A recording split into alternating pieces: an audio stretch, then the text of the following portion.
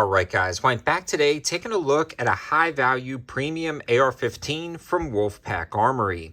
I discovered Wolfpack Armory a few years back at the IV88 YouTube shoot and have been talking to them and reviewing some of their products ever since. At the event, I got a chance to shoot a lot of their rifles, fell in love with their rifles, especially at the price point, and over the years they've kind of adapted their company, streamlined some of their rifle offerings, and really came out with some impressive stuff, especially their new AW15 MK5 duty rifle.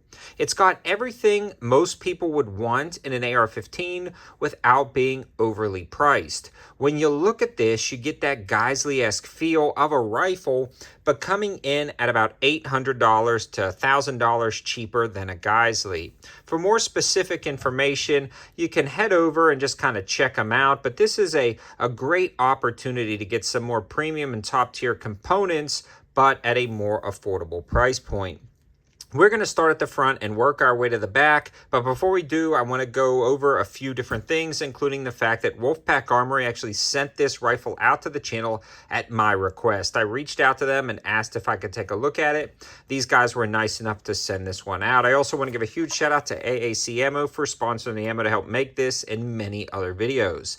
I actually just started recently running their 62 grain, and it has been working great down at the range with no issues, and before this, I was running the 55 grain. The other thing I want to mention is they've got 150 grain, 308 or 762 by 51 for some of the cheapest prices I've seen it. More information can be found on the campsite page, but let's dig right in.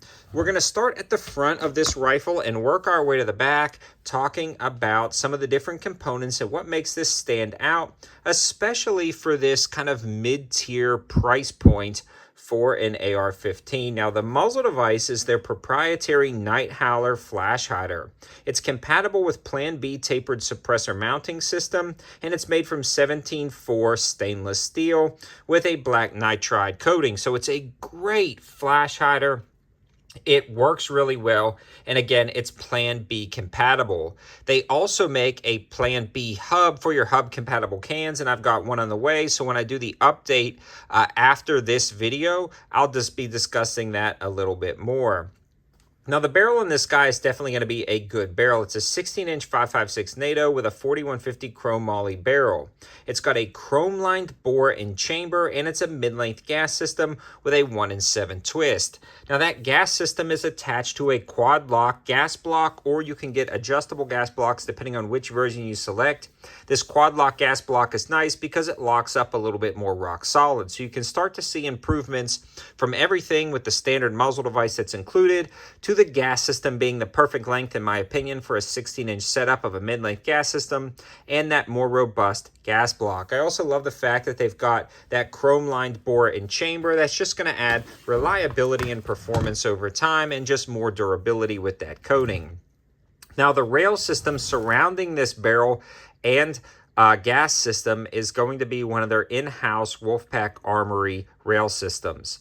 First thing I want to mention is this lockup. This lockup is rock solid. It's a 15-inch lightweight rail system, but it is rock solid, especially with those anti-rotation tabs. They also utilize a barrel nut interlock system, so it's really secure if you wanted to add different lights and lasers, IR aiming devices, and things like that. You don't have to worry about a lot of shifts or any issues there. It's got QD slots at the rear. Again, a good solid lockup and a nice interface with the upper receiver itself. Speaking of the upper receiver, it's more of a standard 7075 T6 forged aluminum with extended M4 feed ramps with a traditional forward assist and duct cover, so nothing to write home about, but the coating across the board matches perfectly. Now I want to talk a little bit about the internals of that upper assembly with the bolt carrier group. We are looking at an 8620 carrier, a C158, which is MPI and HP tested, and it's magnesium phosphate. It's got a hard chrome plated carrier and a gas key bore and a hard chrome plated, I'm mumbling my words here, guys, a hard chrome plated firing pin. It also uses grade 8 bolts, and they're properly staked, so no issues with this BCG. It runs, it chugs along, and it's like the heart of a rifle. If your BCG is not functioning, your rifle's not functioning. And honestly, they're doing a very premium BCG for the money in this setup. They also have their extended charging handle that works really well. I don't have any issues with it. It's a good charging handle. It feels really secure and solid. Some of the extended ones that I've used in the past may feel a little flimsy, but this one is rock solid. So no issues there, and it's a nice addition. For me personally, I don't like them super extended because it kind of cuts into your plate carrier and stuff like that. And this is about as large as I would want to get before it starts digging into your plate carrier. The advantages of something like this is if you have an LPVO that's kind of sticking out with the mount, you can easily get to that charging handle and you're good to go. I want to talk a little bit about the lower receiver because you're getting a lot of nice stuff in here, starting with the trigger. The trigger on this is going to be enhanced over a standard trigger. It's a 2-stage combat trigger, NIB coated, and it's got the full power hammer spring, but a 4.5 pound trigger pull. So you're not going to have to worry about light primer strikes. It's a very crisp and clean trigger, and I'll show you guys that right now. So you've got a very smooth take-up. It hits a defined wall and a crisp break. The reset on this guy is short, audible, and tactile. It's still got that forceful reset and followed up by a crisp break. So great trigger in this setup. The 2-stage allows for more precise shots at a distance.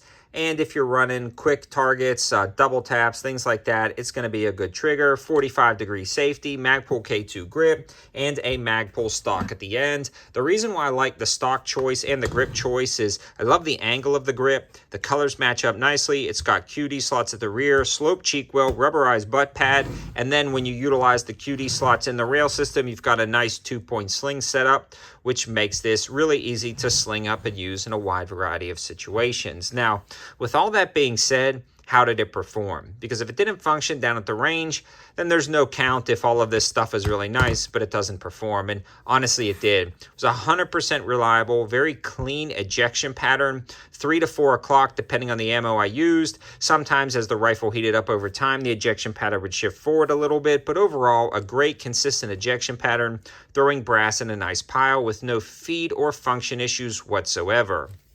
For the price of this rifle, that's what I expect out of a rifle, out of the box. I don't want to see inconsistent ejection patterns. I do not want to see issues, jams, stovepipes. Something like this, especially at the price point, needs to work, and it does. It just functions. This is one of those rifles you can pick up that's well balanced, very minimum recoil, and performs well down at the range in a wide variety of situations. This really could be a jack of all trades setup. Throw an LPVO or a 3-9 or a 3-18 on here, and you could get some pretty good distance shots. We took this out for practical accuracy, and it seems to be a tack driver. I was also doing some optics testing at 25 yards on this optic where we were kind of beating up the optic, jostling around the rifle. The optic held 0. If you're interested in that review, you can check it out. But this has had a lot of rounds through it for that particular view and the first shots. And we're going to be continuing to put more rounds downrange through this setup, especially when we get that hub-compatible adapter in the mail and start running it with a can. In summary, this is a great rifle. It works, it functions, and I'm super glad they sent it out to the channel. Now, I get to keep this rifle. It's going to be a long-term testing and evaluation platform. I'm still running their 7.62 by 39 rifle, and it's been holding up great with no issues. But with a company like Wolfpack Armory, you're going to get a good quality, attention to detail product at an affordable price point. They also have some new offerings I'm hoping to try out, including some quad rail offerings. So let me know your thoughts in the comment section below. Would you guys be interested in grabbing a quad rail for your collection, or do you think quad rails are dead? Quad rails for me are never going away, but I do want to hear your opinions in the comment section below. Thanks for watching, guys. Have a good one.